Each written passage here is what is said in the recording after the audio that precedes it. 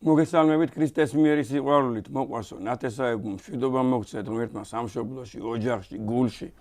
ყველაფერი იქნება კარგად, ოღონდ ჩვენიერი გამრავლდეს და გაბევრდეს, არაფერია დაკარგული. არაფერია დაკარგული, ოღონდ ჩვენი ახალგაზრდები გამრავლდნენ და განათლდნენ. არ არის დაკარგული არც ცხინვალე და სოხუმი და არც ის ქართული მამულები, რომელსაც ყველა ქართველი თავის გულში, თავის სულში ატარებს როგორც სამშობლო მიწას. ღმერთმა გაგაძლიეროთ, ღმერთმა გაგაღონიეროთ.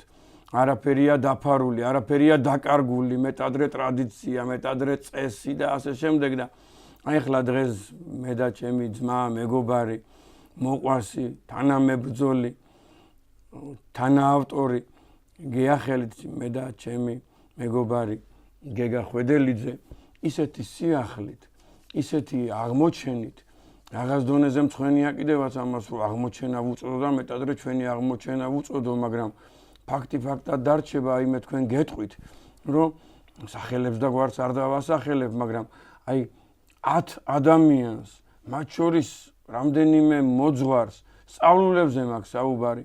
ვუთხარი რომ იცნობდი აი ამ წიგნს, იცნობდი აი ამ ცნობას, იცნობდი აი ამ მასალას, იცნობდი და მათი გაოგნებული სახეები, მათი გაკვირვებული სახეები და აი სწორედ ერთმა ადამიანმა დაახლოებით 12-13 ადამიანი იყო მათ შორის, ვისაც ვკითხე და ერთმა ადამიანმა იცოდა ეს წიგნი და მეტადრე იცოდა ზედაპირულად. გეგა მოგესალმები ჩემო ძმაო, თავიდან სანამ საუბარს დავიწყებდეთ, იმ თემაზე მინდა ვისაუბრო, რომ რა ეპოქა გავიარეთ, აი ეს გასული 100 წელი, თუნდაც გასული 200 წელი იმპერიალიზმის უღელქვეშ, რომ რამდენი რამე დაგვიმალეს, რამდენი რამე დაგვიფარეს, რამდენი რამეს მოგწყვიტეს გამიგე და როგორც ცდილობდნენ, რომ აი ახალი ადამიანი გამოეყვანათ და საქართველოს გინდა ისტორია და გინდა ეს ფასეულობანი დაკრინებულიყო. მაგრამ რქები მოიმტრიეს, თვითონ ხო ძალიან ბევრი აღარ არსებობს, ძალიან ბევრი არც იმპერია არსებობს და არც სამეცნიერო ინსტიტუტი არსებობს და დედა ეკლესია ესეთი გაძლიერებულია და ქართული მეცნიერებაც აი კვლევაძიება ქართული არსისა ზემოთ წამო. მე ახლა ზედაპირულად ვიტყვი აი ამ წიგნზე, რაც თქვენ უნდა გაგაცნოთ, გაგახაროთ. მე გეგა ილაპარაკებს ძირითადად რა ამ სიახლეზე, აღმოჩენებზე, ფასეულობებზე და ასე შემდეგ შემოვლოს ჩემი თავი, რომ აი ესე აიტაცა ეს თემა და უკვე შეიძლება ითქვას ჩემზე 3-ჯერ, 4-ჯერ არის ჩახედული აი ამ მიმართულებაში, რასაც ჩვენ ვიკვლევთ რა. ეს არის ჩემო მეგობრებო განცდა ქვაბი. ესე ძალიან მოკლედ ასე მოიხსენიება აი ეს წიგნი. მეორე ვარიანტი არის ქვაბი საგანძური. და ეხლა მესამე ვარიანტი როგორიც არის მისი სათაური, ეხლა ამას ვერ დავიმახსოვრებდი, უნდა მე მეცადინა ალბათ 3 საათი, 4 საათი და მაინც შეცდომას დავუშვებდი ეს სათაური რომ თქვენთვის მომეტანა. ეს არის ამ წიგნის სათაური შემდეგია. თქმული წმინდისა, მამისა, ეფრემისა. თარგმანებაი დაბადებისათვის ცისა და ქვეყნისა და ადამიანისათვის. ვითარ მიცვალეს გვამი მისი და დამარხეს გოლგოთას და ცვალებაი ნათესავთაი. ვითარ ვპოვეთ ნათესაობაი ქრისტესი ხორცითა. ვითარ არს სახარებასა ლუკას თავსა. ადამიანისთაგან ყოველთა მამისა ვიდრე ქრისტემდე, უფლისა და ღმრთისაი ჩვენისა. ეხლა ძალიან მოკლედ ვილაპარაკებ და მე და გეგა კიდე 5-ჯერ გეახლებით აი ამ თემაზე გადაცემაში და გნებავთ თქვენს ნებისმიერ შექმნილ აუდიტორიაში, გნებავთ 5 კაციანი იყოს ის აუდიტორია, გინდა 20 კაციანი იყოს და გინდა ღიაცის ქვეშ იყოს და გინდა რომელიმე ორგანიზაციაში. ეს არის წიგნი, როგორც ასეთი შეიძლება ითქვას ნაწილი წიგნისა, რომელიც იყო წამძღვარებული ქართლის ცხოვრებას. ხვდებით ხო რა ფასეულობა? აი ძველ ნუსხებს, მარიამისეულ ქართლის ცხოვრებას, არჩილისეულ ქართლის ცხოვრებას, რომელიც სამწუხაროდ დაკარგულია, მარიამისეული ქართლის ცხოვრება არსებობს, ანასეულ ქართლის ცხოვრებას და ყველა ძველ ნუსხას. აქედან გამომდინარე უნდა ვივარაუდოთ, რომ ყველა აბსოლუტურად რა ქართლის ცხოვრებაც დაიწერა, გადაიწერა ვახტანგ მე-6-მდე და მეტიც 20 საუკუნემდე მე-20 საუკუნემდე, მე-20 საუკუნის 40-იან წლებამდე ყველა რაც კი დაიწერა, ან დაიბეჭდა, ან გამოიცა, ყველაში იყო ეს წამძღვარებული. ხვდებით ხომ ის ფასეულობას? ეს ერთი. მეორე, ეხლა რაც ამ წიგნს შეეხება, ეს არის შესაბამისად აპოკრიფი. აპოკრიფი არის ძალიან სპეციფიური რაღაცა რა, ძალიან მნიშვნელოვანი რაღაცა არის ერთი მხრივ და მეორე ძალიან საფრთხილო. რაც შეეხება აპოკრიფს, მე ახლა აპოკრიფის აი ამ კონკრეტული წიგნის და აი ამ კონკრეტული წიგნისადმი შედგენილ განმარტებას და ზოგადად აპოკრიფი რა არის, ამას მოგახსენებთ რა. ნახეთ. ამ წიგნსა ეწოდება ბერძნულად აპოკროფა, რომელ არს სამოძღვროი კითხვა. არა ყოველსა სამჯამნო ყოფა უცებთა და უმეცართა. არამედ მეცნიერთა, ვითარცა რჯულის კანონი. ყველა ნუ წაიკითხავს, აი მეცნიერულად უნდა მუცაბედად წასაკითხი და ესე გასატარებელი არ არის და ძალიან უნდა ჩაუხდეს ადამიანი, ღრმად ჩაიხედოს და ასე შემდეგ. მე ესეთ რაღაცას ვფიქრობ, რომ აპოკრიფი იმთავითვე არ ნიშნავს ან ტყუილს, ან სიყალბეს, ან მიზანმიმართულ რაღაცა, შესაბამისად ჩადებულ ტყუილს. შესაბამისად აპოკრიფი, როდესაც ჩვენ დავინახავთ, რომ იგი წინააღმდეგობაში მოდის უმთავრეს წიგნთან, ეს არის წმინდა წერილი, აი შესაბამისად მაშინ უნდა ვიხემძღვანელოთ წმინდა წერილით როგორც წერია, ხოლო როდესაც შესაბამისად სხვა თემებია, რომელიც წმინდა წერილში არ არის განხილული, ეს არის ყურადღება მისაქცევი, ლოგიკურად ჩასახვედრი და იქიდან შეიძლება უამრავი რაღაცა ამოიტანოს ადამიანმა. ეს არის მაგალითად ტოპონიმები, ეს არის გეოგრაფია, ეს არის მაგალითად ეთნონიმები, ეს არის გადმოცემები, ნათესაური კავშირები და ასე შემდეგ. რაც შესაბამისად თუ ვიღაცისგან ერთი სიტყვით ხვდებით უკვე რის თქმა უნდა. ანუ ვიკვლევთ არა თეოლოგიური, არამედ სამეცნიერო კუთხით, აი გენაცვალოს ჩემით. გაგახაროს ღმერთმა და ჩვენ შესაბამისად ეს ჩვენთვის ეს პური აღმოჩნდა. ეს მეორე. ეხლა მესამე. აქ არის ნახსენები სათაურში, რომ ეს არის ეფრემ ასურის მიერ თქმული.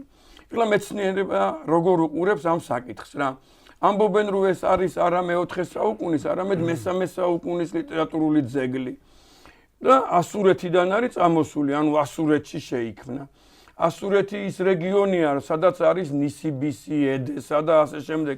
მხოლოდ დღევანდელ სირიას ნუ შეხედავთ და ასურეთი, ეს ასურეთი შესაბამისად, რასაც და ფიქრობენ რომ ედესაშია, სწორედ ედესაშია შექმნილი და ჩემი და გეგას უამრავი გადაცემა მიძღვნილი იყო, რომ იქაც იბერია, იქაც ქართული სამყაროა, როგორც მინიმუმ ვახტანგ გორგასლამდე.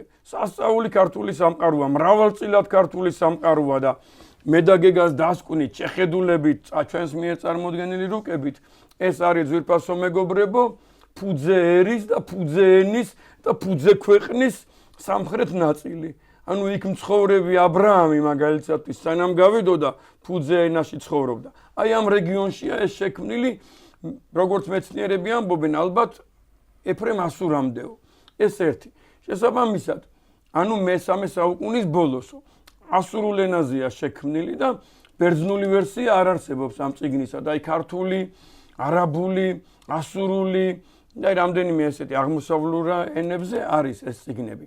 ჩვენთან მოსულია 10 ნუსხა. წარმოგიდგენიათ აი ამისი, აი ზოგან ცალკე წიგნად, ზოგან წეღან როგორც გითხარით, მარიამისეულ ქართლის ცხოვრებაშია და ასე შემდეგ და ძალიან დიდი შედარებითი გამოცემაც შექმნა ძალიან დიდმა ადამიანმა, სულმნათმა ღმერთმა აცხონოს ქალბატონი ციალა ქურციკიძე. იგი სწავლობდა ამ წიგნს და დაბალი ტირაჟით გამოცემულიც არის ერთადერთხელ. წარმოგიდგენიათ, ეს რაც ამას შეეხებოდა და მე რატო ამბობენ იცით რომ ეფრემ ასურთან რატოა კავშირში, რომ ალბათ ამ წიგნმაო გავლენა იქონიაო თვით ეფრემ ასურზეო. და შესაძლოა ამ წიგნშიო რაღაც ნაწილი შეიტანა ეფრემ ასურმაო გენეალოგიას ნათესაურ კავშირებს რაც ეხებაო. სხვა რა მოგახსენოთ ამ წიგნზე. კიდე ერთხელ ვიმეორებ, ეს წიგნი, რასაც ახლა მე თქვენ გთავაზობთ და ესეთი ხმამაღალი ხაზგასმული შეიძლება ითქვას განცხადება გავაკეთეთ, რომ ჩვენი აღმოჩენა მოგვიტევეთ, შეგვინდეთ ამისთვის, მაგრამ აი ჩვენი აღმოჩენა თქვენ საკუთარ გულში ჩაიხედეთ, ჩემო ძვირფასო მეგობრებო, იქნება თუ არა თქვენთვისაც აღმოჩენა. იქნება თუ არა თქვენთვისაც აღმოჩენა. მე ძალიან მინდა გთხოვოთ, რომ იპოვნეთ ეს წიგნი, განცდაქვაბი და წაიკითხეთ და ჩვენ ესეთ რეზიუმეებს გავაკეთებთ ხოლმე და განხილვებს გავაკეთებთ რა. და ქართლის ცხოვრებაში ეს არის წინ წამძღვარებული და მთელი ქართველი ერი, რომლისთვისაც პური იყო, შეიძლება ითქვას, ქართლის ცხოვრება, პური იყო და მთავარი საკითხავი წიგნი იყო, მეტადრე სულმნათი ვახტანგ მე-6-ესა და სულმნათი სულხან-საბა ორბელიანის შემდგომ ყველა ამას კითხულობდა და ყველა ფიქრობდა, რომ ეს ნაწილია საქართველოს ისტორიისა.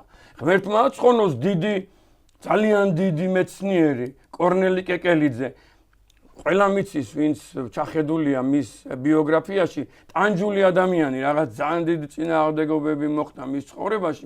სამწუხაროდ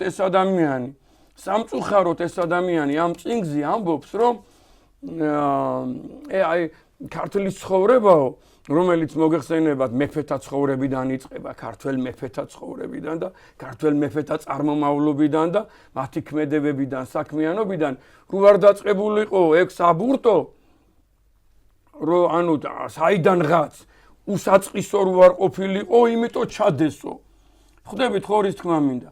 იმიტომ ჩადესო ქართველებმაო, ქართლის ცხოვრებაშიო ეს ნაწილიო. თორეო ესო საქართველოს ისტორია არ არისო. კარგად გამიგეთ ახლა რა. ყველა ქართველი მით უმეტეს მეფე ფიქრობდა, რომ ჩვენი ქართველ მეფეთა ნათესაობა იქიდან მოდის. აი მეუფე ანანიამ რო დაწერა წიგნი ქართველთა ბიბლიური წინაპრები ადამიდან იესომდე ზოგმა ადამიანმა ისე განიცადა თითქოს აი კარებში თითები მოყვა რა, ისეთი ტკივილი განიცადა ამ წიგნის დანახვისას. რატომღაც ესეთი წინააღმდეგობა არსებობს და კიდევ ერთხელ გეუბნებით, ქართველი ერი ყოველთვის ეძებდა თავის საწყისებს, არა მე-10 საუკუნეში როგორც ვიღაცეები ამბობენ, რომ მაშინ შედგა ქართველი ერი. არა თუნდაც ფარნავაზისა და ქუჯის ქვეყანაში, როცა ერთიანი იყო ქართველი ერი, ქართული სახელმწიფო ძლევამოსილი, გინდა ადერკის ეპოქაში, გინდა მირიანის ეპოქაში, გინდა ვახტანგ გორგასლის ეპოქაში და მეტადრე გაცილებით ადრინდელ ეპოქაში, მცხეთოსის ეპოქაში, ქართლოსის ეპოქაში, თორღამეს ეპოქაში და კიდევ უფრო უკან. რამე თუ ყველა ის მოვლენა, ჩემი და გეგას გადაცემებს თუ ნახავთ ძალიან მარტივად მიხვდებით, ყველა ეს მოვლენა ქართულ მიწაზე ხდებოდა. შექმნაც, გამოძევებაც, დასახლებაც, განსახლებაც პირველი ადამიანებისა, მერე წარღვნის მოვლენები, კიდობნის აგება, აი აქ სპერში მოხდა, ჩვენ მამულში, ბაგრატიონების მამულში, საიდანაც ჩვენა ვართ. მერე ქართუს მთა ერქვა, არარატის მთას, კარდუს მთა ერქვა, ქართლის მთა ერქვა, ერთ-ერთი სახელი ეს არის. მერე აქ ხდებოდა და აქედან მოხდა განვრცობა. და ღმერთმა აცხონოს დიდი ქართველი ძალიან ბევრს ენა უბრუნდება და აუგად ნუიხსენიებს ლეონტი მროველს. ღმერთმა აცხონოს ლეონტი მროველი ძალიან დიდი ქართველი, იგი შესაბამისად არსებობს ვერსია, რომ მან თარგმნა ეს განცდაქვაბი ასურულიდან და მან შეიტანა და მან დავუხტო ქართლის ცხოვრებას და ქართლის ცხოვრების ნაწილზე ვსაუბრობთ რა. შენ შემოგევლოს ჩემი თავი, გეგა, ძალიან დიდი მადლობა პირველ რიგში, რომ ჩემი თანამებრძოლი ხარ. იმის მიუხედავად, რომ 50 მეგობარი მყავს, აი თითოეულა თუ იზიარებს ამ საკითხს, რომ მხარში ამომიდგეს და იმ თითოეულაში შენახარ. საუკეთესო, გამორჩეული, გმირი, კაი ქალაქელი, კაი სოფლელი, მრავალშვილიანი მამა, კაი ქრისტიანი. ღმერთმა ხელი მოგიმართოს. ჩემო ძმაო, დავიწყოთ აი ამ თემის პოპულარიზაცია და თქვენამდე მოტანა განცდაქვაბისა. მოგესალმებით კიდევ ერთხელ. შენ გენაცვალე. წყალობას უფლისა. დღეს ახლა ჩვენ აუცილებლად ზედაპირულად მოგვიწევს რა თქმა უნდა საუბარი და ისეთ დეტალებში საეთერო დრო არ გვაძლევს საშუალებას აბსოლუტურად ყველაფერი მოვიხილოთ. თქვენ შეგიძლია ჩვენ დაგვიკავშირდეთ კითხვები დაგვისვათ და თქვენთან საუბარში კიდევ უფრო მეტად განვავრცობთ ამ თემას რა თქმა უნდა, მაგრამ ძირითადი სათქმელი რა თქმა უნდა შევეცდებით რომ ეს კონტურები წარმოგიდგინოთ, რისით თქმაც გვინდა. მთავარი აქ სათქმელი არსი ამ ყველაფრისა ის არის, ეხლა ნუგზარიც ლაპარაკობდა, რეალურად ბაბილონის გოდოლამდე არსებულ პერიოდში ყველა ძველ წყაროზე დაყრდნობით იქნება ეს სასულიერო საერო, ანუ იქნება ეს იგივე წმინდა წერილის განმარტებები, რომელიც ამბობენ და ჩვენ ამაზე ხო გვაქვს არა წიგნი თქვენ კარგად იცით დაწერილი ამ ქვეყნიური სამოთხე დაწყებული ედემის ბაღიდან მოყოლებული ბაბილონის გოდოლამდე პერიოდი, ედემიდან გოდოლამდე პერიოდი. მთლიანად ხდება ჩვენს ისტორიულ მიწებზე ქართველთა ეხლა დღეს საქართველოს მოგეხსენებათ იმდენად არის დანვრცობილი და შეკვეცილი თანახმად გაბრიელ სალოსი ურგებაძის სიტყვებისა რომ ლაზარე ყარდაო და საქართველოს დაიშლებაო ეხლა ძალიან ზოგიერთ აღარც აქვს შინაგანი განცდა იმისა რომ ოდესღაც ის სამხრეთ მიწები საქართველოსი ჩვენი ისტორიული მიწები და ჩვენი სამშობლოს განუყოფელი ნაწილი ეხლა რაზეც ჩვენ საუბრობთ იგივე ტაო იგივე კლარჯეთი იგივე მესხეთი და ვანის ტბა და მიდამოები რაზეც ეხლა გესაუბრებით მაგრამ ვინც ნამდვილი ქართველია და ვინც სულში ქართველია და ვინც დიდი ქართველია არასოდეს არ მოიგლიჯავს გულიდან არასოდეს არ მოიგლიჯავს გულიდან თუნდაც საუკუნეები გავიდეს თუნდაც 10 საუკუნე როგორ შეიძლება დიდი მესხეთის გარეშე ცხოვრება ზვიად გამსახურდია როგორც ამბობდა ქართველი აზროვნება საქართველოს აზროვნებდა ნიკოფსიიდან დარობანდამდეო აი ეს ცნობიერება ქართულს ყოველთვის გენეტიკურად მოდგავდა და ქვემოთ კიდე დიდი ბოდიში კერასუნთადან კარდუსმთამდე მაგრამ ეხლა წეგან მე-20 საუკუნის მეცნიერება ახსენა ნუგზარმა ჩვენ ვიცით რამხელა დაღი დაასვა ქართულ ცნობიერებასა და აზროვნებას ბოლშევიკურმა ისტორიოგრაფიამ ეხლა ამ ბოლო დროს კიდე რაღაცა ახალ თეორიებს გვიყალიბებენ ხო სრულიად კონტექსტიდან ამოვარდნილს უნდათ რაღაც ისეთი რაღაცები დაგვაჯერონ რაც აბსოლუტურად არაფერი კავშირში არ არის ჩვენს ისტორიულ ფესვებთან და ჩვენი სამშობლოს განცდასთან რითაც ქართველი დღემდე აზროვნებდა და რითაც აქამდე ვართ მოსული აბსოლუტურად უნდა ჩვენი სულიერებისა და ცნობიერების დეგრადაცია და ეს ძალიან სახიფათოა და ჩვენ ყველა ვალდებული ვართ ჩვენი წელი შევიტანოთ უწმინდესი და უნეტარესი სულნათ ილია მეორე აი 2012 წლის სააღდგომო საშობაო ეპისტოლეში საუბრობდა მოგეხსენებათ თქვენ რომ უნდა იკვლიოთ ეს საქართველოს ისტორია ხა საქართველოს განთავისუფლდაო და საქართველოს რეალური ისტორიაა დასადგენი ნამდვილი ისტორიაა აი მიტროპოლიტი ანანია ჯაფარიძე რომელიც არის ხელმძღვანელი საპატრიარქოს მიერ შექმნილი საქართველოს რეალური ისტორიის დამდგენი კომისიისა ხო სწორედ აი ამ მიზანს ემსახურება ამის და ჩვენ ვალდებულნი ვართ ჩვენი წვლილი შევიტანოთ ძალისაებრ ვისაც რა შეგვიძლია ვისაც რა კომპეტენცია გვაქვს შეიძლება ვიღ ყველა კვლევარად ვერ ჩამოყალიბდეს მაგრამ სიმართლის გავრცელება სიმართლის თქმა სიმართლის აღიარება თითოეულ ადამიანს რაღაც დონეზე შეუძლია და ჩვენ ამაში ჩვენი წვლილი უნდა შევიტანოთ რომ სიმართლის დამოწმებელნი ვიყოთ ესეც დიდი საერთო ჭეშმარიტების ნაწილია ჩვენი ისტორიული მეხსიერება წმინდა ილია მართალი ბრძანებს რომ ერი რომელიც თავის ისტორიას ივიწყებს რაღაც პირუტყვების ნახირს ემგვანება და კარგავს თავის ჭეშმარიტ იდენტობას იმ ფსიქოსოციალური იდენტობის ღერძს რაზეც არის ეროვნული ერთიანობა დაფუძნებული როდესაც ერს ისტორიული მეხსიერება აღარ გააჩნია ის კარგავს იმ თვით აღქმას როგორც ერი როგორც ნაცია როგორც ისტორიულად ჩამოყალიბებული ცივილიზაცია და იფანტება და ითქვიფება და დღეს ეს პროცესი მიდის მსოფლიო გლობალიზაციის ეპოქაში და ეხლა განსაკუთრებით ეგზისტენციალურად მნიშვნელოვანია ჩვენი წვლილი შევიტანოთ აი ამ დიდ საქმეში რასაც რეალური ისტორიის დადგენა რეალური ისტორიის კვლევა და მისი საზოგადოებაში პოპულარიზაცია და გავრცელება ჰქვია ეს რაც შეეხებოდა ამას ეხლა რაც შეეხება განცდა ქვაბს რაზეც საუბრა წეგან ნუგზარმა ხო მოგეხსენებათ ეხლა ჩვენ აი ამ წიგნზე, როდესაც კვლევა დავიწყეთ, ჩვენ პირველი ჩვენი ნაშრომი, როდესაც შევქმნით ამ ქვეყნიური სამოთხე. ეხლა ეს მეორე თემა ამისი გაგრძელებაა, ისტორიული გაგრძელება, მას შემდეგ რაც ედემიდან მოხდა ადამიანის გამოძევება, ხო? ანუ ედემიდან გამოძევების შემდგომ ძველ წყაროთა ცნობით, მამათა სწავლებით და მათ შორის განცდაქვაბისაც და საეკლესიო მამათა, ანუ ეს იგივეობრივი და იდენტურია და ჩვენ არავითარ წინააღმდეგობაში არ მოვდივართ, მამათა სწავლებით მეორედ უпростоად წარღვნამდე იხილვებოდა თვალით ედემის ბაღი. ანუ დედამიწაზე მყოფი ედემის ბაღი, ამას ყველა აბსოლუტური დიდი მამა და ეგზეგეტი ბიბლიის ამბობს და ამოწმებს, რომ ამ ქვეყნიური სამოთხე ედემის ბაღი იყო დედამიწაზე, ის არ იყო ზეცათა სასუფეველში, არამედ იყო აქ მიწაზე. ამაშია განსხვავება სასუფეველსა და სამოთხეს შორის. სამოთხე იყო მიწაზე მყოფი ბაღი, 4 მდინარის სათავეში და ჩვენი კვლევით ეს მდინარეები ტიგროსი, ეუფრატი, ჭოროხი და არაქსია, რომელიც მდებარეობს სამხრეთ საქართველოს მიწაში, ტაო-კლარჯეთში, ბაგრატიონთა სპერში. აი სწორედ იქ, როდესაც მოხდა მათგან გამოძევება, ჯერ კიდევ სანამ მოხდებოდა წარღვნის წინ ღმერთმა ზეცად აღამაღლაო სამოთხის ბაღიო ასე განმარტავენ მამები. ანუ ამაღლდა ეს ბაღი და ატაცებული იქნა ზეცათა სასუფეველში. ზეცათა სოფელში ღვთის საიდუმლო განგებულებით.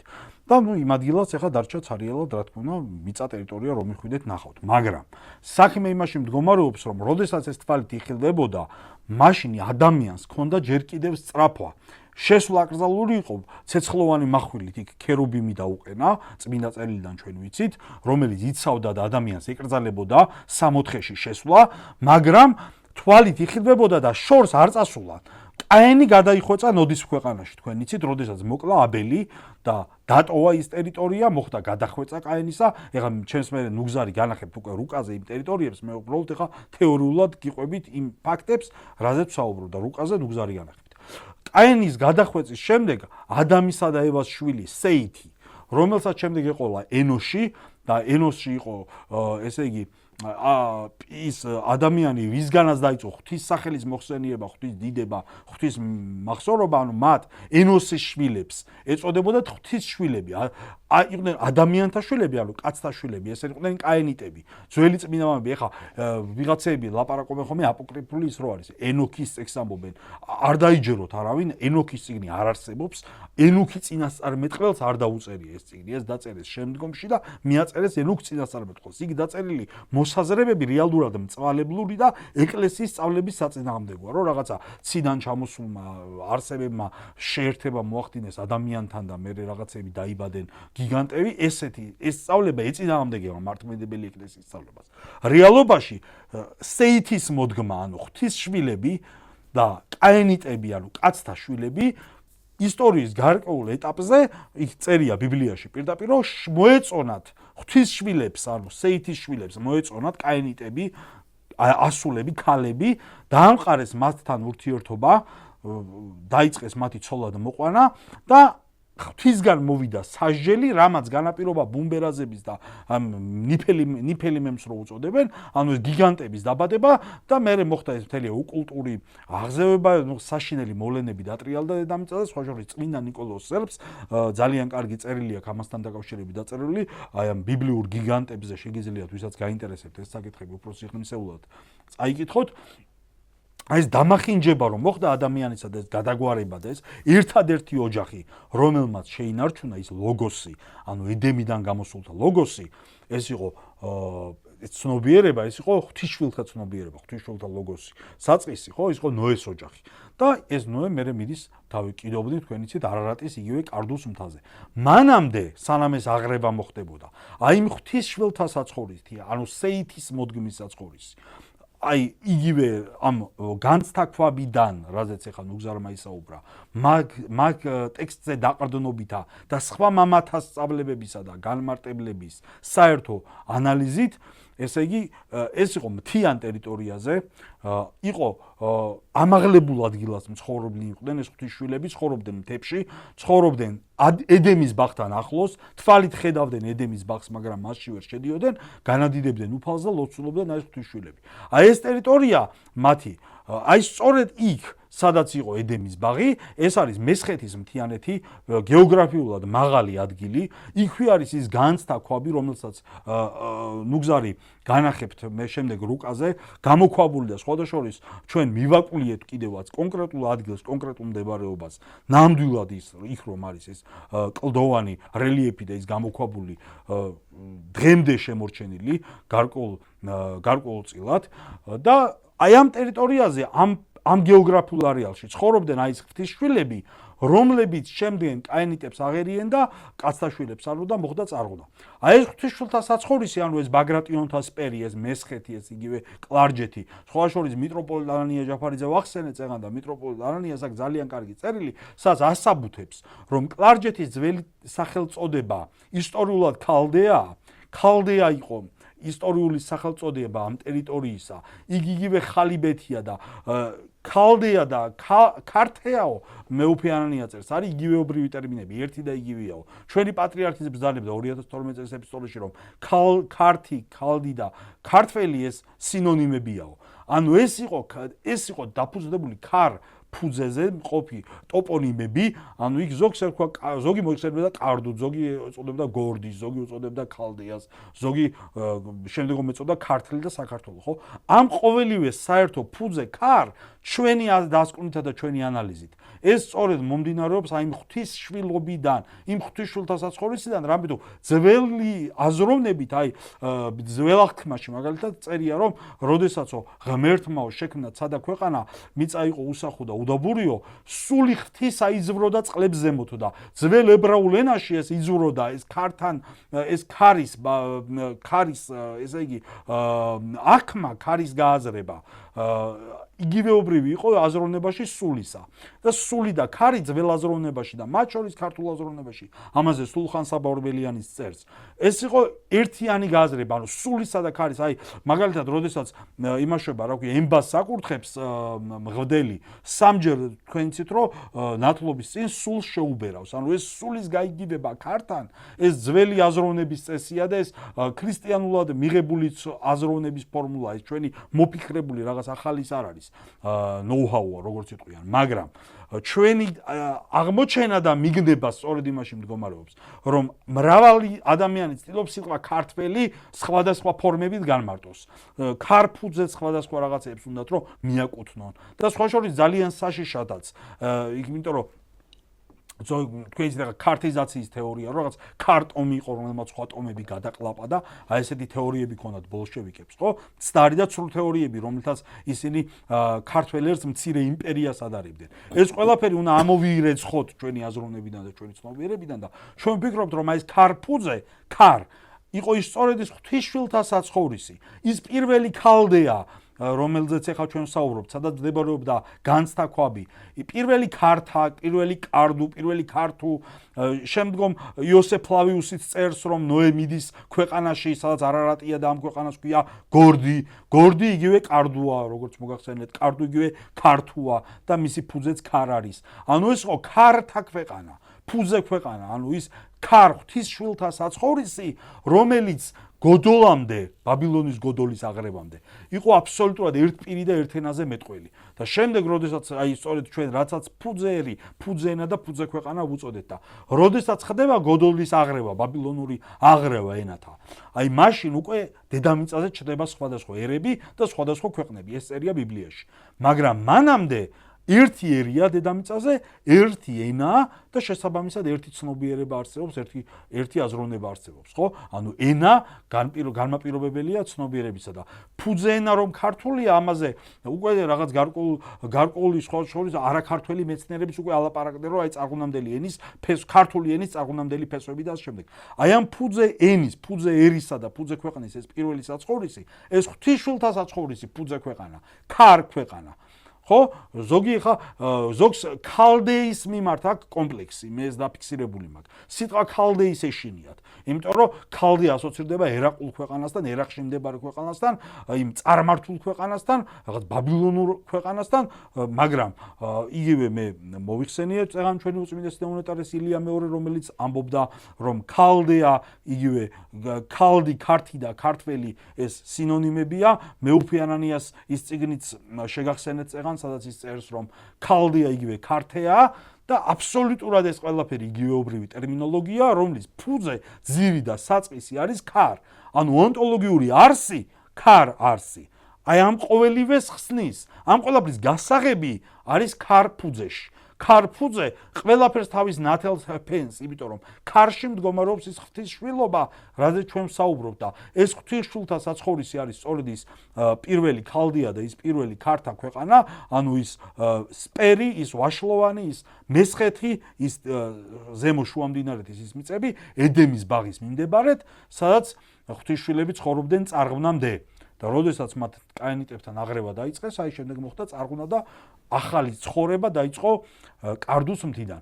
ანუ პირველი დასაბამი და მეორე დასაბამი, ედემისეული დასაბამი, გამოძევების შემდგომი დასაბამი ედემის მიმდებარედ და შემდეგ მეორე დასაბამი უკვე კარდუს მთიდან თავიდან ბოლომდე ხდება აი ამ ისტორიულ ქართულ ძირძველ მიწებზე, აი ამ ფუძე ქვეყანაში, ფუძე ენაში და ფუძე ერში. აღრევა იწყება გოდოლიდან. გოდოლამდე ყველაფერი ბიბლიურად მიმდინარეობს აი ამ სწორედ აი ამ ჩვენს ისტორიულ მიწაზე, ქართველთა მიწაზე, რომელსაც ახლა ჩვენ უფრთხილდებით და გვიკვეცავენ, გვანაწევრებენ, გშლიან, მაგრამ სასწრებს უფალს რომ მეორედ მოსulis წინ კვლავ აღდგებით და გავწყინდებით და აი სწორედ ამ ცნობიერების ამაღლებითა და სწორად გააზრებით ჩვენი სამშობლოსი, ჩვენ უფრო მეტი მუშაკობა გვექნება, უფრო მეტი მსახურება გვექნება, უფრო მეტი სიყვარული და სწორი დამოკიდებულება ჩვენ სამშობლოსთან, პირველ რიგში ღმერთთან, სამშობლოსთან და მოყვასთან ადამიანთან და აი ამ ქართული იდეით, როგორც ჩვენმა პატრიარქმა გვიანდერძა, ჩვენ შევძლებთ საქართველოს გაბწყინებას. ამისათვის საჭიროა ბოროტება და სიკეთე გაიმიჯნოს და ყველაფერი სწორად შევაფასოთ და სწორი ანალიზები გავაკეთოთ იმისათვის, რომ იმ სიყალბეს, რასაც გვტენიან, რასაც თავს გვახვევენ, არაწმინდა, არაკეთილი ძალები, ჩვენ დაუპირისპიროთ აი ეს სწორი ჭეშმარიტება და ჭეშმარიტების კომბლით გავდევნოთ ეს უწმინდურება ჩვენი სამშობლოდან, ჩვენი გულებიდან და ცნობიერებიდან. შენ გინაცვალოს ჩემი თავი. გაგახაროს ღმერთმა, ჩემო მეგობარო, ძალიან დიდი მადლობა ამ ჩამოყალიბებისათვის.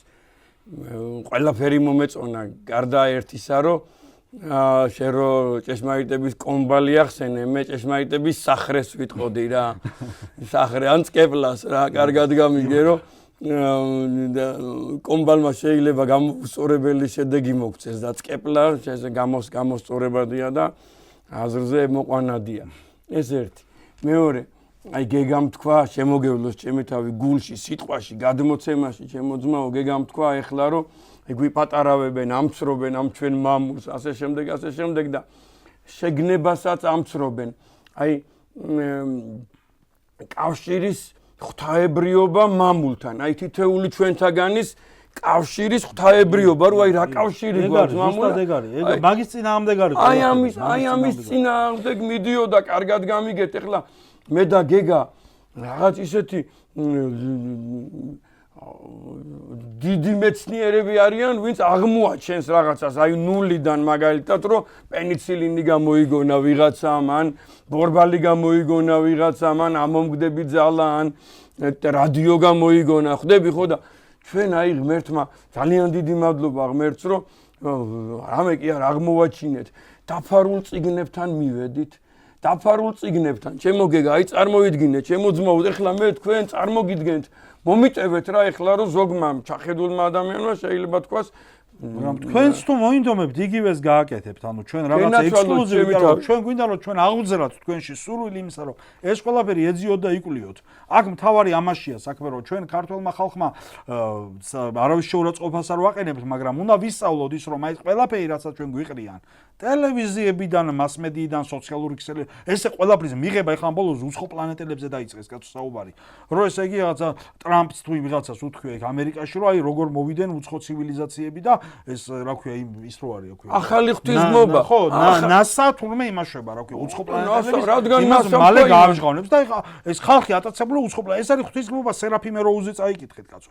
პირდაპირ დემონურ ძალებთან ურთიერთობა ხდება ამ ყველაფრით. ჩვენთან ეს არის ოკულტური ომის ფორმები და ამ ოკულტურ ომში წმინდა პავლე მოციქული როგორც ბრძანებს ჩვენ ომი გვაქვს არა სისხლისა და ხორცის, არამედ ცისქვეშეთის უწმინდურ სულთა ბოროტ სულთა წინააღმდეგო და ღვთის საჭურველი შეიჭურვეთო, ხო?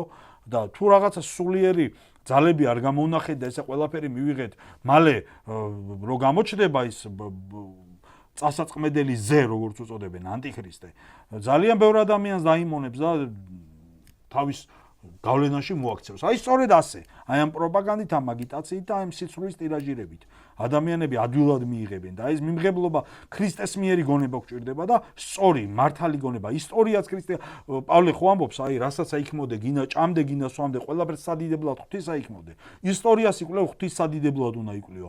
პოლიტიკას აკეთებ, ღვთის სადიდებლად უნდა აკეთო. ოჯახსული, შვილებსული, ცოლსული, დედასული, ღვთის სადიდებლად უნდა აკეთო. ყველაფერი ადამიანმა ღვთის სადიდებლად, სასופელის მოსაპოვებლად უნდა აკეთო. ეს არის სწორი ქრისტიანული ქრისტიანული ხედვა და მაშინ ყველაფერი თავის ადგილზე ლაგდება. აი პატრიარქი ღმერთი სამშობლო და ადამიანი ამ იერარქიული კიბის მიხედვით რა. უპირველეს ყოვლისა ღმერთი და სასუფეველი, აი ესა თავარი აზროვნების წესი ქრისტიანისა რა.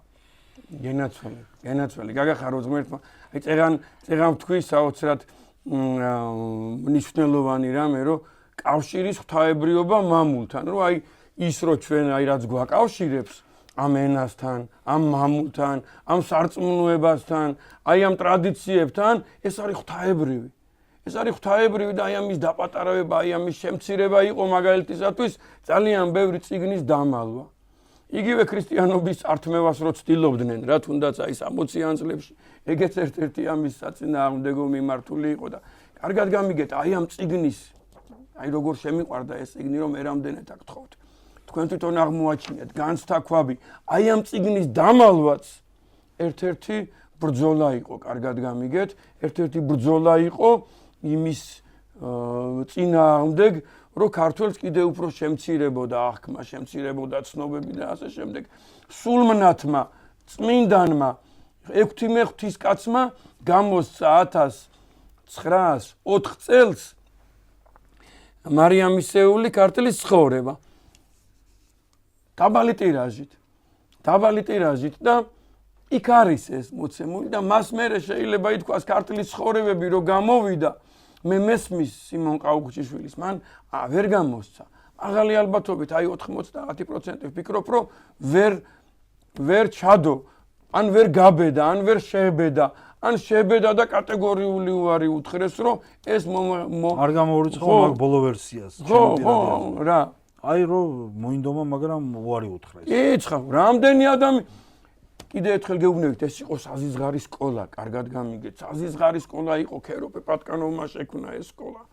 და ამ სკოლის შესაბამისად გამარჯვებული ისტორიოგრაფია იყო, ძალიან ქეთევან ლომთათიძე იყო, ძალიან დიდი ადამიანი და ის ამბობდა, რომ აი ვინც ნიკო მარის კრიტიკასო დაიწყებდაო, ისო განწირული იყო იმისთვის, რომ სამსახური დაეკარგაო და ყოფილა შემთხვევებიო, რომ ეს ადამიანი მაგალითად მასწავლებელი, ლექტორი, ისტორიის, ქართულის, რაღა მათემატიკის სიტყვაზე, ნუ რა მნიშვნელობა აქვს იმ შემთხვევაში ეთნოგრაფიაზე და ეთნოლოგიაზე და ისტორიაზეა საუბარი ახლა რაც თავიდან ვახსენე. თუ გამოთქვამდა ნიკო მარის კრიტიკას, მას მასწავლებლად ცხადია, გადაასახლებდნენ შუა აზიაში, კრასნოიარში, წარმოგიდგენია 5 წლით, 10 წლით. და როგორია ახლა რომ მაგალითად დედა უნივერსიტეტის ლექტორი ხარ და ქართველ ბავშვებთან აქვს ურთიერთობა და ისინი თვალებში გიყურებენ რა გაიგონ ქართული იმ ეპოქაში, უცებ გადაგასახლებენ სულ უცხო წიაღში, უცხო გარემოში. უბედურება ნახე რა. აი ესეთი ეპოქა იყო. ეხლა აი ნიკო მარი ვახსენე რა, კარგად გამიგეთ, ერთ რაღაცას გეტყვით რა. აი მაგალითისათვის პეტრიწონის მონასტერი არის ბულგარეთში. წარმოგიდგენია, გეგა მომიტევე, მაგრამ შეიძლება ეს არ იცი და აი შენ გეუბნევი და ძვირფას მეგობრებს რა. აი პეტრიწონის მონასტერი არის ყველამ ვიცით უკვე, აი ქართველთა მონასტერი, აი პლოვდივი არის ქალაქი და იქიდან ალბათ 20 კილომეტრში, 25 კილომეტრში არის პეტრიწონის მონასტერი. სოფელი არის ბოჭკოვო. და ეს სიამაყე ქართველი ერის გამიგე და სიამაყე ბულგარელი ერის საოცარი ტაძარია და იგი ააშენა ტაოს ერისთავი არის გრიგორ ბაკურიანის ძე. მან ააშენა გამიგეთ და მანვე დაწერა 1000-იანი წლების 1080-იან წლებში დაახლოებით მანვე ააშენა და დაწერა ამ ეკლესიის ტიპიკონი. ქართულად და ბერძნულად.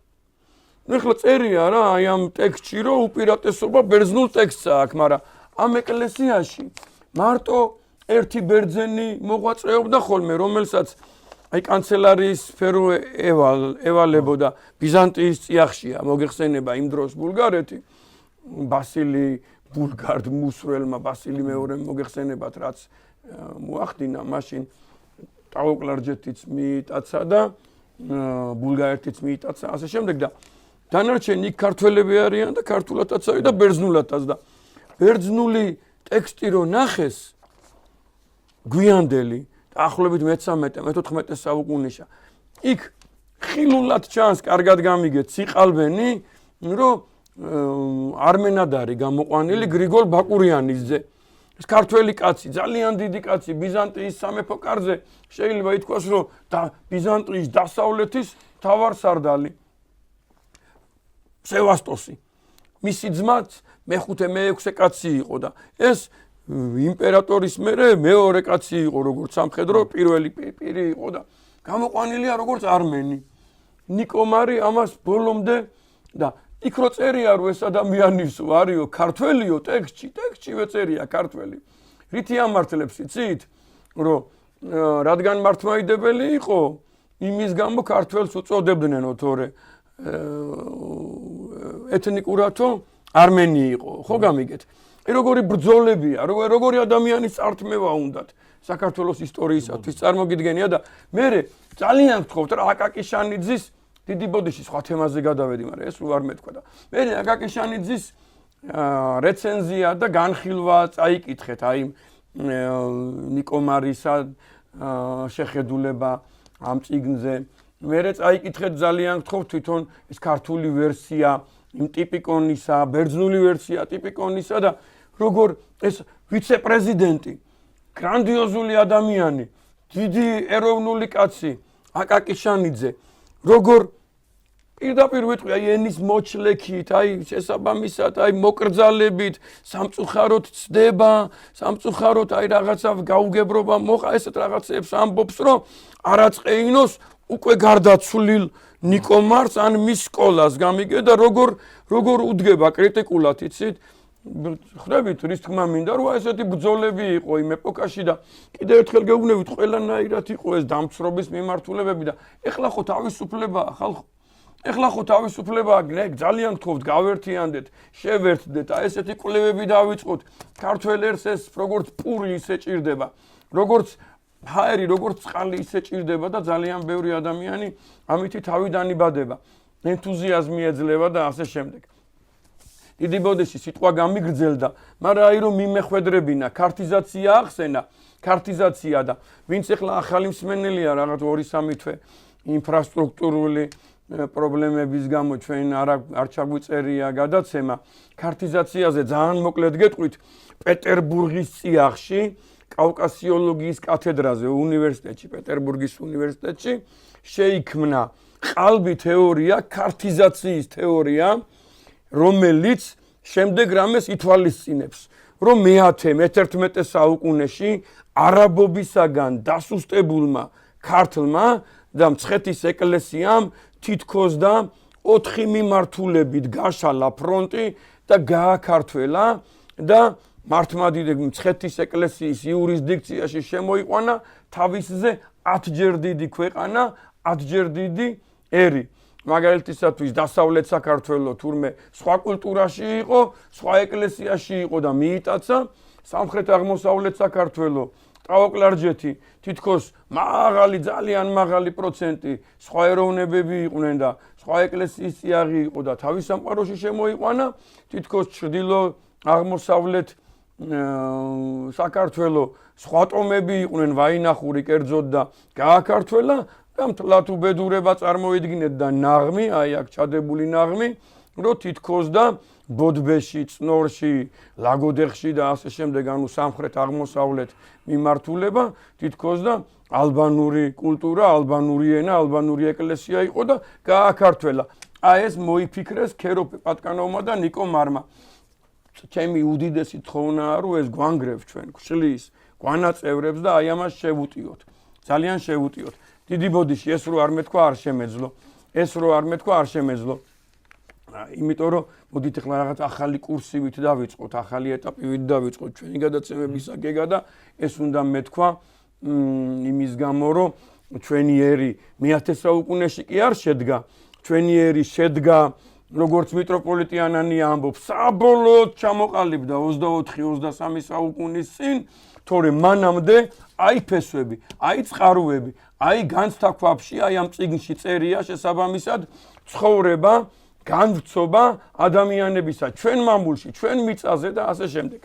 ეხლა ჩვენ დავწერეთ რა მე და გეგამ და რამდენჯერმე გამოვეცით და ძალიან მალე კიდე გამოიცემა და ვისაც გნებავთ მოგმართეთ და შეგხვდებათ ეს წიგნი ამ ქვეყნიური სამოთხე რომელიც გამომდინარეობს წმინდა წერილიდან წმინდა წერილში შესაბამისად მოსერ უახასიათებს ამ ქვეყნიურ სამოთხეს გეოგრაფიულად ჩამოთვლის 20-მდე ისეთ მომენტს ეს არის ჰიდრონიმი ეს არის ტოპონიმი ეს არის გეოლოგია ეს არის მდინარეთა მიმართულებები და ასე შემდეგ რომელმაც მიგვიყვანა იმ დასკვნამდე წმინდა წერილმა და არა სხვა წიგნებმა რომ შესაბამისად აი აქ ხვდებით რა ადგილიც არის აი აქ მოცემულიც არის ზუსტი კოორდინატები 40 მინუტი და 20 სეკუნდი და 40 მინუტი და 06 სეკუნდი მდებარეობდა ამ ქვეყნიური სამოთხე ბაღი და ზუსტად ამ ადგილიდან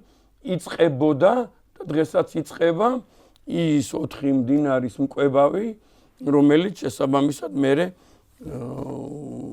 ჭოროხში ჩადის ანუ ფიშონში, გიხონში, ტიგროსში და ეუფრატში. შესაბამისად, რაც შეეხება უკვე აი ამ განსაკვავს, მე ამას დავდებ უფრო ზუსტად რო ჩაიხედოთ რესურსში და თქვენ ძალიან კარგად დაინახავთ. გნებავთ მომენტი გააჩერეთ ვიდეოში და გნებავთ შესაბამისად პირველ ფურცლად ეს იქნება გადიდებული და Facebook-შიც გამოქვეყნდება ეს რუკა. შესაბამისად იწყება განსთაქვაბი ჩემო ბატონებო გეოგრაფიული აღწერილობით. გეოგრაფიული აღწერილობით, რომელიც გამოდევნის შემდეგ, ედემის ბაღიდან გამოდევნის შემდეგ, თუ როგორ განსახლდნენ ადამიანები და ასე შემდეგ და სრული საოცრება და ჩემი და გეგას ძალიან დიდი სიხარული. იქ სადაც იყო ამ ქვეყნიური სამოთხე, დღეს არის ტბა, ესეთი ტაფობია.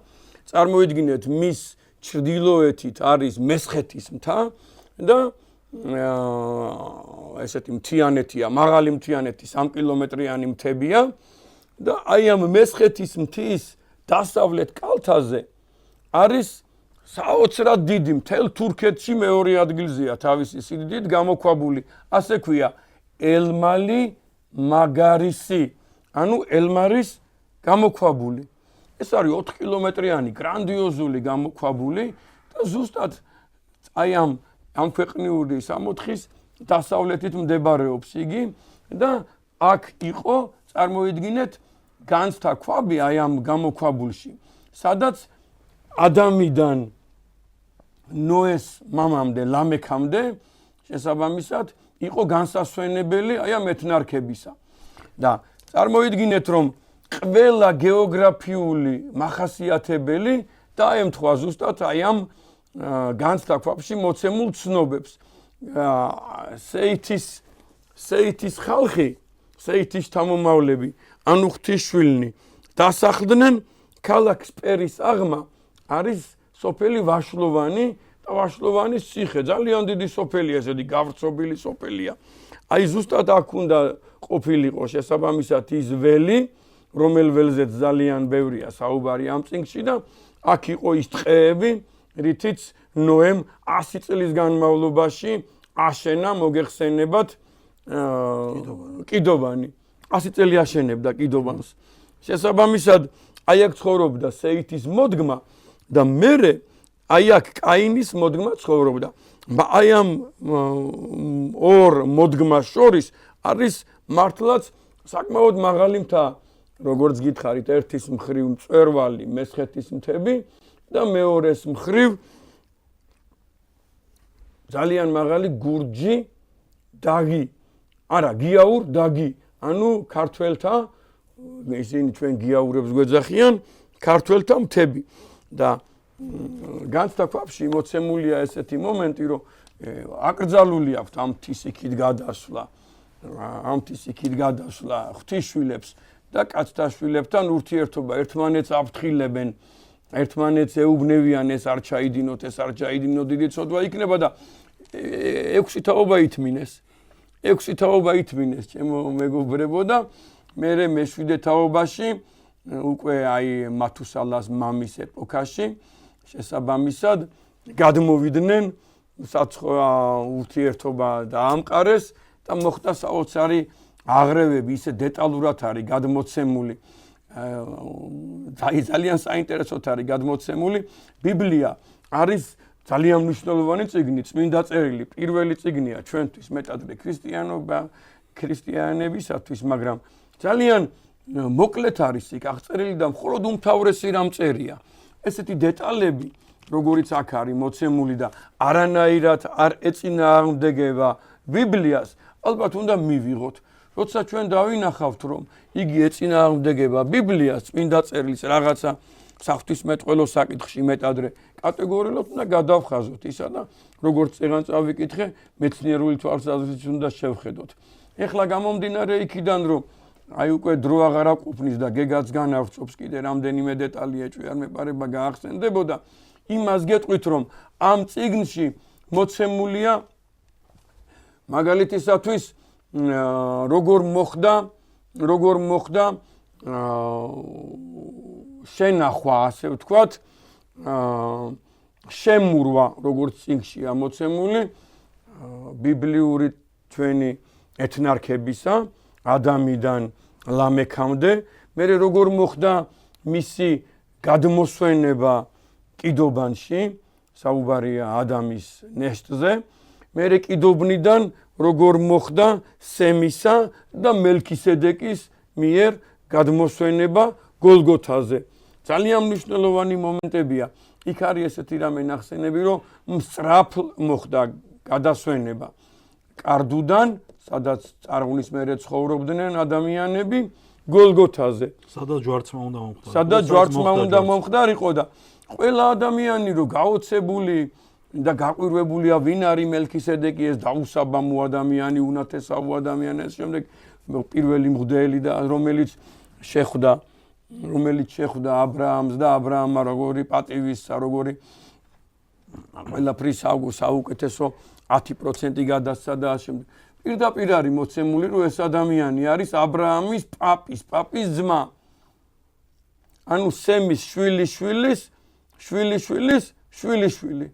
ხვდებით ხო როგორი მომენტია. კონკრეტულად რო გითხრათ, ეს არის რაგავის შვილი, ფალეგის ძმა, რომელიც მოყავთ აი ამ ორ ადამიანს, ანუ შესაბამისად სემის მეექვსე თაობას და სემს მოყავთ ადამიანის ნეშტი კარდუდან გოლგოთაზე, დაკრძალავენ მას და იქ რჩება მელქისედეკი, მერე ბრუნდება უკან ისევ კარდუში საცხოვრისად. შესაბამისად, ჩვენი შემდეგი გადაცემა უკვე აი ამ კონკრეტულ თემებს შეეხება, რომ ვისაუბროთ, აი გეგამ თქვა ესეთი მომენტი, რომ მნიშვნელოვანი მომენტია ეს, რომ ეს ადამიანები სეითის მოდგმა წარმოიდგინეთ ადიოდარა მესხეთის მთაზე, ჩვენ შეგვიძლია იქ გავეშუროთ და დავინახოთ ეს პანორამა. ეს პანორამა დავინახოთ, რას უყურებდნენ, როგორ უყურებდნენ, საიდან უყურებდნენ, შესაბამისად ღვთისშვილები ხედავდნენ რა სამოთხის მაშინდელ წარღვნამდელ ამ ქვეყნიურ სამოთხეს. შესაბამისად ჩანდა ამ ქვეყნიური სამოთხე მესხეთის მთიდან და საგულისხმოა, რომ შემდეგი რამე წერია, როდესაც აი ამ წყალმა სხვათა შორის აღსანიშნავია, რომ ზღვიდან ამოსულმა წყალმა ეს ანუ შავი ზღვა ამოვიდა, წარმოგიდგენიათ, ეხლა ხო არის ესეთი საოცარი დაღმართი ჭოროხის ხეობაში და აი ამ ჭოროხის ხეობიდან ანუ შავი ზღვა ამოვარდა ამ ადგილას, შესაბამისად და არა მარტო წვიმა იყო, არამედ ზღვის ამოსვლა იყო და ზღვამ წყალმა აიტაცა 3 კილომეტრ ზღვის დონიდან 3 კილომეტრიანი მთებია ეს მესხეთის მთა და ამ ქვეყნიური სამოთხის, ანუ ედემის ბაღის თავზე დადგაო, აი ამ წიგნში წერია, კიდობანი ჯვარი გადასახაო მასო და ნოეს ოჯახი დაემშვიდობა იქაურობას. ჯვარი გადასახა კიდობანმა ამ ქვეყნიური სამოთხის ალაგს და მერე უკვე გაეშურა კარდუს მთისაკენ. სულ რაღაც 250 კილომეტრიანი დაშორება არის აი ამ ორ წერტილს შორის, როგორ ილივლივა ზღვის თავზე კიდობანმა და გაჩერდა იგი კარდუს მთაზე. მოდი ახლა გეგამისაუბროს თუ რამე გამომრჩა. ჩემო მეგობარო, ალავი ახსენე შენ. ალავროსი. მოდი ახლა კიდე გავუსვი ხაზი ალავროსის საინტერესო პერსონას. ალავროსი ძალიან საინტერესო არის, როდესაც ჩვენ ვიცით მხითარ აირევანეცი, სომეხი ისტორიკოსი, რომელიც სხვადასხვა ჩვენ წეგან სომხური ისტორიის გაყალბება ვახსენეთ, რომელიც არ ახალია თითოეული ქართველისათვის, მაგრამ მხითარ აირევანეცი ეყრდნობა რა ძველ წყაროებს, მათ შორის ბეროსს, ჩვენ ბეროსზე გვქონდა გადაცემა, ეს არის ძველი ბაბილონური ქურუმი, რომელსაც აქვს ესეთი ძალიან საინტერესო ნაშრომები, ბეროსის ბევრი ესე მითოლოგიზირებული სწავლებები, რა თქმა უნდა, ეწინააღმდეგება ჩვენს არწმუნოებას, თეოლოგიურად, დოგმატურად, იქ ბევრი ისეთი საკითხია, მაგრამ ძირეულად მას იხსენიებს ევსები კესარიელი, ეკლესიის მართლმადიდებელი ეკლესიის ერთ-ერთი დიდი ისტორიკოსი და მოღვაწე ევსები კესარიელი თავის შრომებში ახსენებს ქრონიკონში. გამოკრეფილია ეკლესიისთვის მისაღები ცნობები. კი, და ხო, და იმას ევსები კესარიელი ეყრდნობა, ანუ იყენებს თავის ქრონიკონში პარალელებს ავლებს აი ამ ბეროსის შრომებთან, რა. იგივე მხითარ აირევანეცი და სხვა სწავლულები ძველი ისტორიკოსები და ძველი სწავლულები იყენებენ ამ იმას და საუბრობენ წარღვნამდელ ქალდეაზე. ეხლა მე წეგან ვთქვი რომ ქალდეა ბევრს ყურს ცუდად ჭრის. გონიათ მაინც და მაინც ერაყის ქალდეა. მაგრამ საუბარი ალავზე, ალავროსზე. ანუ 10 ქალდეიდან 1 ქალდეა იციან ერაყის ქალდეა ადამიანებმა. სამწუხაროდ წვები დაფარულია, შენიღბულია, წაშლილია, მომსპარია. და ძალიან დიდი დამსახურებაა მე ვფიქრობ აი უწმინდესისა და უნეტარის ილია მეორისა, რომელმაც აი ეს ბრძანა რომ 2012 წლის ეპისტოლეში რომ ქალდეა იკვლიეთო. საქართველოს საწყისი მანამდე კირიონ მეორე ილია მართალმა ქვათაღაღაჩი და ასე შემდეგ, მაგრამ უწმინდესმა ეს შეგვახსენა. უწმინდესმა ბრძანა რომ ქალდეით იწყება საქართველოს ისტორიაო და ქალდეიდან საქართველომდე გზა ეს ისტორიული განვითარებაო, ქალდეა, ქართლი და საქართველოო და ასე შემდეგ. ეხლა შეგიძლიათ წაიკითხოთ ეს ეპისტოლე სოშობაო, იმისი რა ქვია, 2012 წელს. კიდე ერთხელ ჩამოთვალე რა ქალდეას სინონიმები რა. ხო, იგივე აი ქალდეა, ქართლი, საქართველო, კარდუ, გორდი, გორდუენი, ქარდუქი, ქართუ, ყველგან ქრ, გრ, კრ, ყველგან ყველაფერი და ამ ქარ, მეუფე ანანიას აი მე წაგან გითხართ, ის ტერიტორია ეხლა რაზეც ნუგზარი საუბრობდა, ანუ ეს რუკა რომ განახათ, ეს არის კლარჯეთის მიწა. ეს კლარჯეთი ძველად ეწოდებოდა მას ქალდეაო, მეუფე ანანია წერს და ასაბუთებს ამას და ქალდეა იგივეა რაც ქართეაო. ქალდეა და ქართეა იდენტური ტერმინებიაო. შეგიძლიათ წაიკითხოთ მეუფე ანანიას ეს ნაშრომი მიტროპოლიტი ანანია ჯაფარიძისა. ანუ ქარფუძე ფიგურირებს ყველაფერში, ანუ ყველა აი ამ ტერმინებს, რაზეც ჩვენ ვსაუბრობთ, ასაზრდოებს ფუძე ქარ და მხითარ აირევანეცი და ეს ავტორები და ის ბეროსი, მე წეგან ვსაუბრობდი, ამბობს იმას, რომ ალავროსი იყო პირველი მეფე სეითის ძე ენოსთან ერთად 10 შვილი ყავდათ მაგათ, 10 ვაჟი, 10 გოგო. 10 გოგო. ესე იგი იყო პირველი მეფე იმისი რა ქვია, ქალდეისა. და ჩვენ ვამბობთ ამ ყველაფერზე დაყრდნობით ვამბობთ რომ ქალდეა, პირველი ქალდეა, ფუძე ქალდეა, საწყისი ქალდეა, საიდანაც დაიწყო ათვლა ისტორიისა, ეს არის სწორედ აი ეს მესხეთის ტერიტორია და არავითარ შემთხვევაში ერაყი და ბაბილონი. სწორედ მესხეთის ტერიტორია, სწორედ ზემო შუა მდინარეთის, სწორედ აი ეს ადგილი, სადაც იყო ედემის ბაღი, განცდა ქვაბი. სხვადასხვა აი ძალიან კარგი ეს არის პარალელი, რომ ჩვენს პირველ წიგნს ამ ქვეყნიურ სამოთხეს 4 მდინარის სათავეში შუაში აბრაამ მამამთავარია გამოსახული, ეს ძველი ნახატიდან აქვს აღებული. აბრაამის წიაღი არის. აბრაამის მიწიერი აბრაამის წიაღი. 4 მდინარის სათავეში, ედემის ბაღში. ედემის ბაღში ეს რა თქმა უნდა შემთხვევითი არ არის. სიმბოლური, ცხადია, სიმბოლური. ანუ ჩვენ ვსაუბრობთ პირველ ქალდეაზე, ფუძე ქალდეაზე, იგივე ქართეაზე, იგივე ქარზე, ქართა ქვეყანაზე, ანუ ღვთის შვილთა საცხოვრისზე. სწორედ ეს არის აი ეს ჩვენი სამშობლოს ეს ისტორიული მხარე მესხეთი, სამხრეთ საქართველო, ტაო-კლარჯეთი, სადაც იყო ადამის და სეითის მოდგმის პირველი საცხოვრისი, გამოძევების შემდეგ განცდა ქვაბი და ეს მიწა, რომელზეც ადამიანი წარღვნამდე ცხოვრობდა. და წარღვნის მერე უკვე მეორე ქალდეადან, აი სწორედ ის კარდუს მთა, იგივე გორდი არის სწორედ ის მეორე ქალდეა, რომელმაც შემდგომ გააჩინა 10 ქალდეა. კიდე 10 ქალდეა რა. შემოგევლოთ, ჩემი თავი, ჩემო ძმაო, აი ხლა არსებითი მნიშვნელობა აქვს ამას, რომ გეგას წინადადებას ჩავეჭიდები. ჩვენ საუბრობთ ქალდეაზე, ერზე, ქვეყანაზე, სახელწოდებაზე, ეთნონიმზე. შესაბამისად და აი დავუბრუნდები გეგას მიერ ნათქვამ მის სინონიმებს. ქარ, ქარდუ, კარდუ, გორდი და ასე შემდეგ და ჩვენ დღეს 21 საუკუნეში და ყველა ნებისმიერ ეპოქაში მთელი კაცობრიობა ზუსტად ასე მოგვიხსენიებს. გრ, გორ, კოლ, ქარ, გორ და ასე შემდეგ. და არსებითი გეგას მიერ ნასაუბრები ფრაზა და ნაპოვნი საოცარი მომენტი სულხან საბა ორბელიანის სიტყვის კონაში, რომ სინონიმებია ქარი და სული. ჩვენი ვერსია, ჩვენი ფიქრი, ჩვენი იმედი, ჩვენი აღმოჩენა არის ის, რომ სიტყვა ქარ, სიტყვა გორ, სიტყვა კარ, რომელიც სინონიმებია, გააჩინა იმ არსმა, რომ ღვთის სულები, ღვთის შვილები დაერქვა აი ამ ხაზს, რომელსაც დღესაც შესაბამისად ქვია ღვთის შვილები და ერქვა უკვე მეორე მესამე თაობაში ადამის შემდგომ.